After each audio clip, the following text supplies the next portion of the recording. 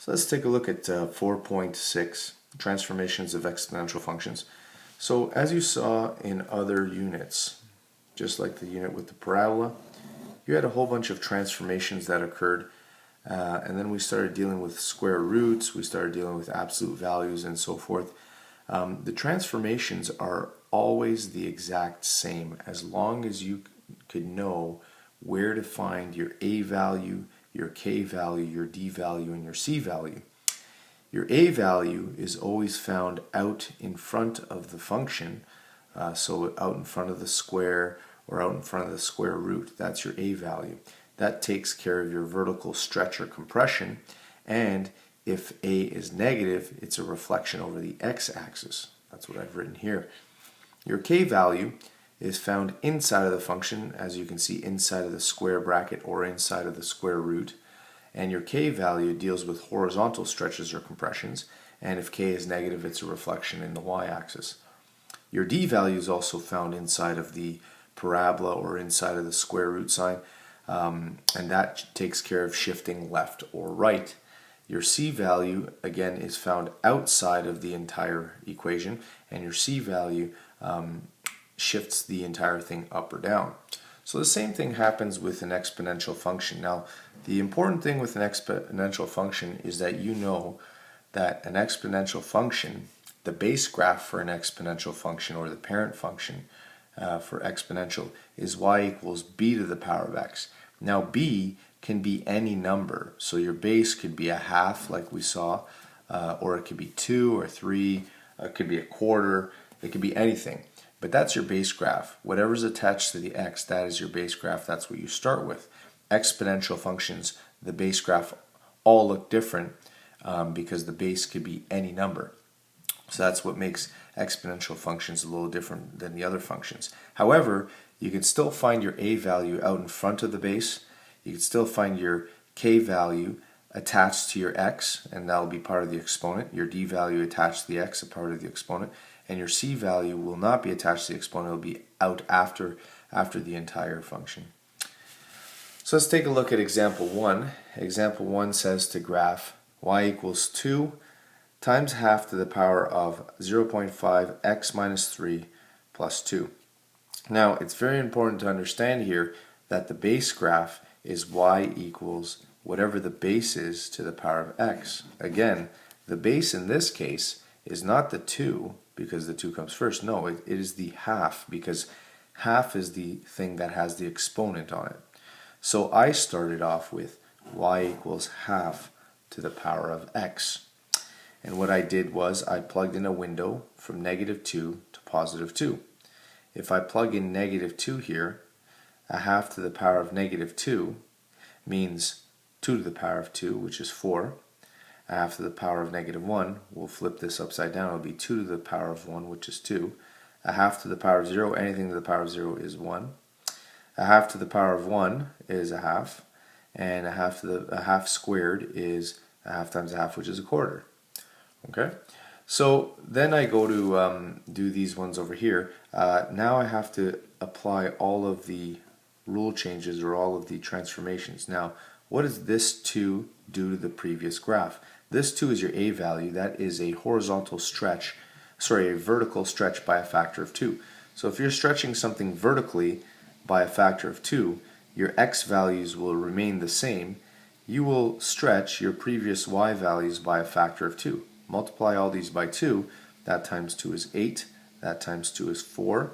That times 2 is 2. That times 2 is 1. That times 2 is 0.5. Okay? If you still do not know what A, K, D, and C do in terms of transformations, that's going to be a big problem for you, especially in this unit. As long as you know where A, K, D, and C are, they do the exact same thing as they've done every unit, and they will do continue to do the same thing for every function. And since this course is called functions, you're going to keep and continue to graph more functions. Same with next year, advanced functions, you're going to continue to graph more and more functions. So let's continue here. So we took care of the base, which was a half. We took care of the vertical stretch by a factor of 2. Now let's take care of this half over here, the 0.5. Now remember, that's the same as writing, if you don't want to write that, half x.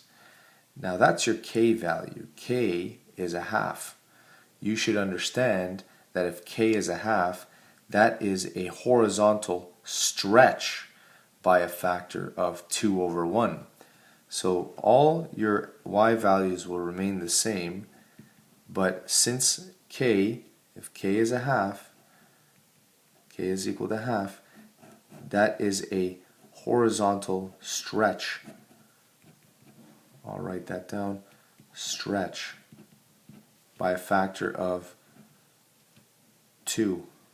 Okay? So if you're stretching all of these by a factor of 2 over 1, that times 2 is negative 4, that times 2 is negative 2, that times 2 is 0, that times 2 is 2, that times 2 is 4. You have to understand that that's a vertical stretch by a factor of 2. Horizontal stretch by a factor of 2. Now let's continue here. So we took care of the base, the half, the 2, the 0.5. Now let's take care of this d value. D is equal to positive 3. Okay? If d is equal to positive 3, that means that this is a shift to the right by 3. So if I'm shifting everything right by 3, I'm going to keep my y values the same. Remember, this is right by 3.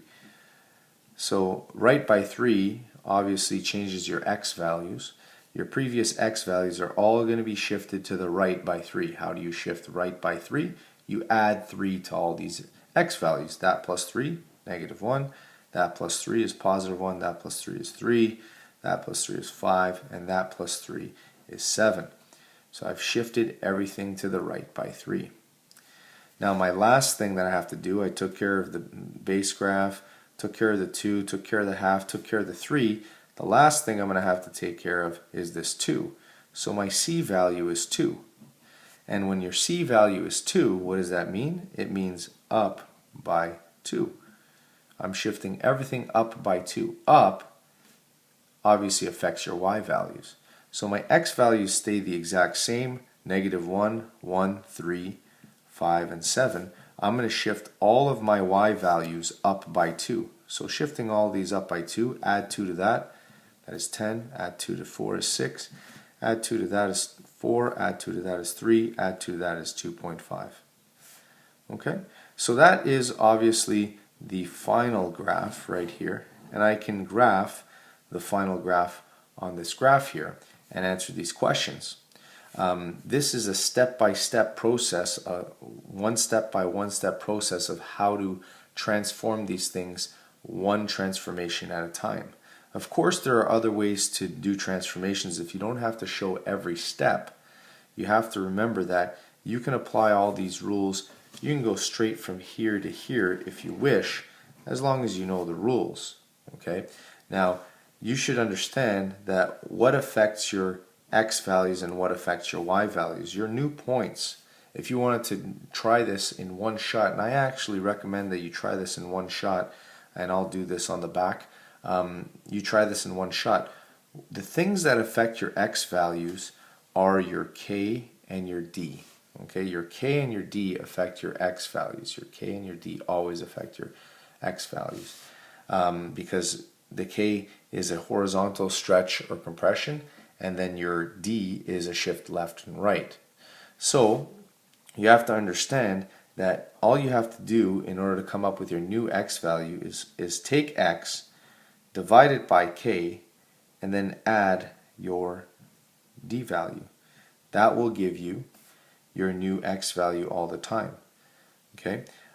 Same with your y value. Your y value, you're going to take your a, multiply it by y, and then add your c at the end. That will take care of all your transformations at once, because you understand that a, you multiply it by your y values in order to get your new y value, and add your c because there may be a shift up or down. So we're going to test this rule out afterwards. Okay.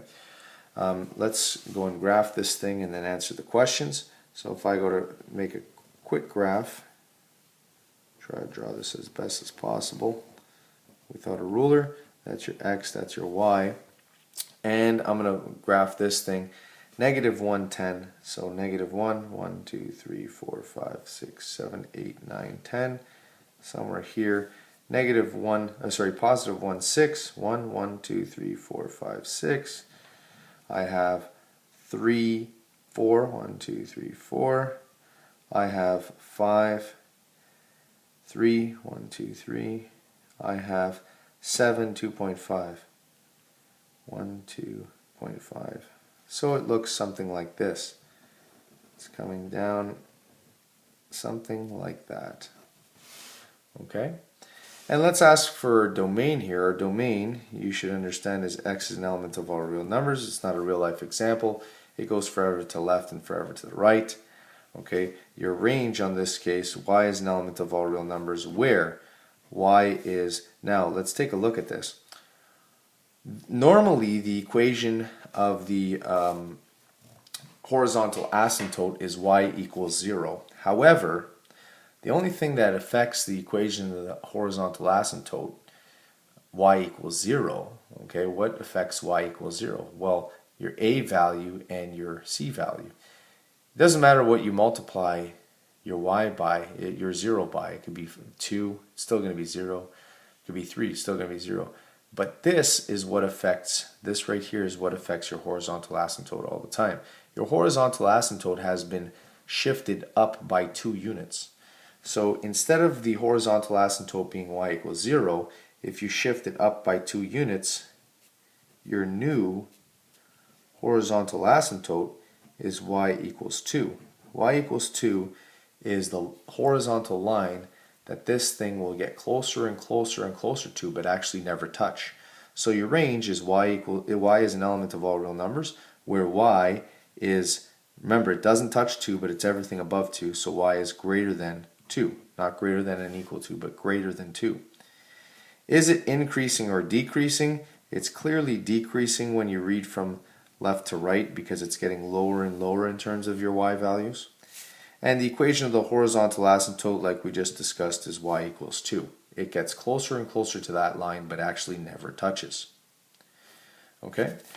So let's try to graph this in one shot. So I'm actually going to just rewrite this thing. And so it wants us to graph f at x equals 2.5 to the power of 0.5 x minus 3 plus 2. Okay, so if you want to graph this in one shot, okay, so it doesn't ask you, step-by-step process, it wants you to just graph this in one shot, you can do that. So you first start off with the first graph, which is y equals 1/2 to the power of x. We know that that's the base, 1/2 to the power of x. So if you go to graph y equals 1/2 to the power of x, again, you plug in a window from -2 to 2. I already discussed how to get these numbers. 1/2 squared is 4. 1/2 to the power of 1 is 1/2 squared is a quarter, 0.25. 1/2 to the power of 1 is 0.5. 1/2 to the power of 0 is 1. 1/2 to the power of -1 ends up being 2, and 1/2 to the power of -2 ends up being 4. Now, if you want to do one shot and graph y equals 2.5 to the power of 0.5 x minus 3 plus 2, and you want to do this in one shot, okay? It's very important you know how to come up with your x values and your y values. Again, your x values, you can come up with x divided by whatever k is, and then add d. And your y values, you can take a, multiply it by your y, and add c. These are the formulas basically for every point, how to transform every point, as long as you know what a, k, d, and c are. So off to the side, I'm going to write down what a, k, d, and c are. Okay, so a, we know, is clearly the 2. So a is 2. We know that your k is, if you take a look at this, 0.5. We know our d is clearly positive 3. And we know our c value is positive 2.